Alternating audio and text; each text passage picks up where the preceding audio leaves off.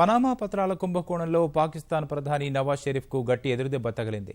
షరీఫ్ సహా ఆయన కుటుంబ సభ్యులపై అవినీతి ఆరోపణలు వెల్లువెత్తిన నేపథ్యంలో ఈ వ్యవహారంపై సమగ్ర విచారణకు పాకిస్తాన్ సుప్రీంకోర్టు 5 సభ్యుల ధర్మాసనం ఆదేశించింది.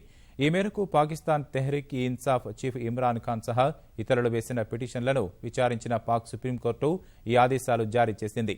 న్యాయమూర్తి నేతృత్వంలో ఈ కుంభకోణంపై విచారణకు దర్యాప్తు సంఘం నియమించడానికి సిద్ధంగా ఉన్నట్లు పాక్ సుప్రీంకోర్టు వెల్లడించింది. దర్యాప్తు సంఘం నిబంధనలకు సంబంధించి తగిన సూచనలతో ముందుకు రావాలని పాక్ ప్రభుత్వాన్ని పిటిషనర్లను ఆదేశించింది. ఈ విషయంలో ఇరు వర్గాలు ఒక అంగీకారానికి రాకపోతే తామే నిబంధనలు రూపొందిస్తామని స్పష్టం చేసింది. ఈ కేసులో రోజువారీ విచారణ చేపట్టేందుకు అంగీకరించిన పాక్ సుప్రీంకోర్టు తదుపరి విచారణ ఎల్లుండికి వాయిదా వేసింది.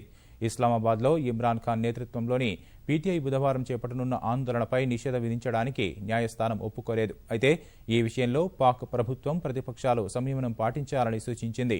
షరీఫ్ సహా ఆయన కుటుంబ సభ్యులకు విదేశాల్లో అక్రమంగా ఆస్తులు, కంపెనీలు ఉన్నట్లు పనామా పత్రాల్లో బయటపడగా తాము ఎలాంటి మనీ లాండరింగ్కు పాల్పడలేదని షరీఫ్ వెల్లడించారు.